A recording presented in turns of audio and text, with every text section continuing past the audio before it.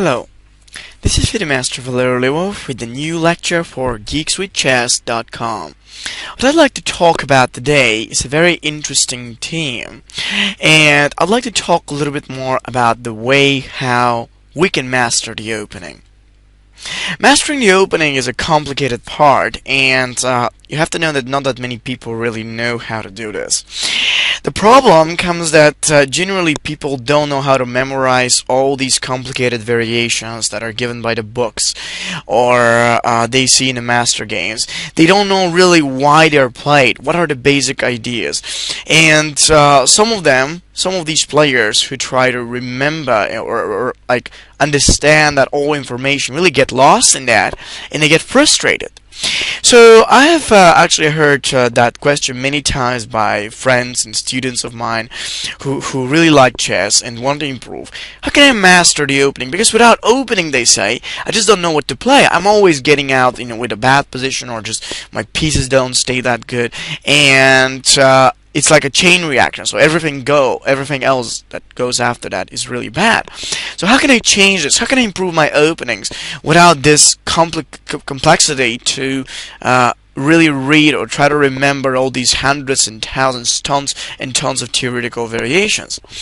And now I'm making this lecture in order to help some of you who have the same problem to eventually decide and master the openings in their own way. Mastering the openings doesn't require anything else but a good idea of how to study them, a good order, I'd like to say. First of all, what you need is to define what your style is. I guess every one of you has certain styles of his play where he likes, for example, to attack, or for example, other players like more to defend or probably to maneuver. I have seen even players who are more steady players. They don't want complications. They just want to stay safe and be precise. When you are any kinds of those players, maybe you can be an attacking player or a defensive player or a positional player, you have to choose opening systems that are simple for your level. For example, if you're like 14 to 1500 or even a player up to 2000, what you need is to choose simple systems that are not that difficult to learn, and basically systems that respond to your style. For example, you can be an attacking player and search to receive good positions for attack in openings like, for example, the simple Queen's Gambit declined or accepted or something like that. You need more attacking, more open positions. Now, of course, it also requires for you to know the typical games. I think that one of the things that most players miss when studying openings is that openings cannot be remembered. You have to understand them. You should not try to memorize the different variations, but you have to try and understand the ideas and the plans behind. One of the most important things that when we choose what openings really correspond our style by, like just experimenting with some of them, or eventually thinking what kinds of positions the different systems are going to give and which one do we like more. You can start studying some of the main theoretical lines and variations, but not with the idea to remember them, but to see what are the structures, to remember the typical ideas and plans that go out there. And correspondingly, in order to reconfirm that knowledge and see how it really works in practice, we can take a look and start studying the games of the specialists in these openings, of the really good players that have been using it with success, and in fact they implemented some of the most important and essential ideas. I think that most of you who really don't have that kind of an idea or might need a chess trainer or coach. Basically, that's best, because I believe that any chess trainer and coach like me, for example, and there are many other good trainers also, can basically prepare the most important or appropriate opening repertoire that will fit for your style. Nevertheless, I think that for most of you who are from a range 1000 to 7 to 1700 of Elo rating, I believe that you have to start with studying the open games. What are the open games? The open games are basically the openings that start with first e4, and then after e5, basically we have the open games. This is just a name, but they're called the open games on purpose, and it's because in the majority of those type of positions, both sides receive open positions where the pieces and the tactical knowledge of a given player can make a lot more than any kind of planning or maneuvering. Of course, the tactical ideas happen because of a purposeful plan, but often we can really win if we're really good at tactics, or we like those kind of positions.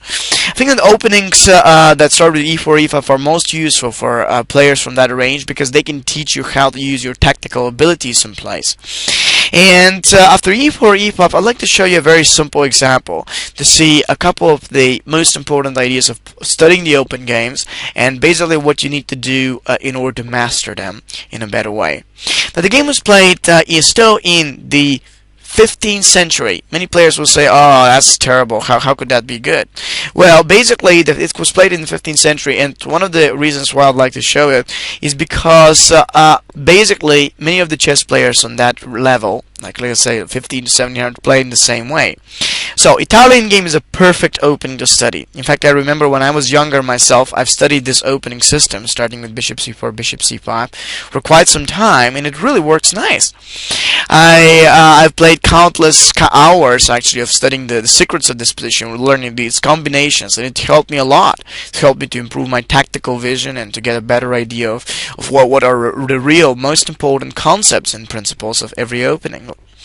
So after c3, then knight f6, then white can play the move of d4, attacking the bishop and the pawn, e takes to d4, c takes to d4, and now there is usually this line of bishop to b4 with a check, so that black can actually give a check, and currently it seems like white opened the center in a premature way. His pawn is being attacked right here, and the black bishop is giving a check. So what did white did it at all? Well, the point is that now when the black bishop comes to b4 with a check, what white wants to do is to even sacrifice it with knight c3. Why do we make such a sacrifice when we don't have enough pieces to develop to attack? That's what we call a gambit. The gambits can really help you to improve your opening knowledge and master it in a much faster and better way. There are many books on the gambits, but what gambits really teach us are a lot of the principles and most important concepts of development, leading an attack, or making a stronger initiative. They can teach you how you can basically follow the rules and yet receive very powerful positions still from the very early opening.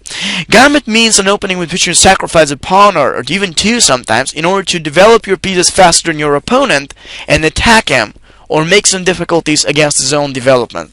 When we do that, usually that kind of a temporary initiative turns out to be a very dangerous attack.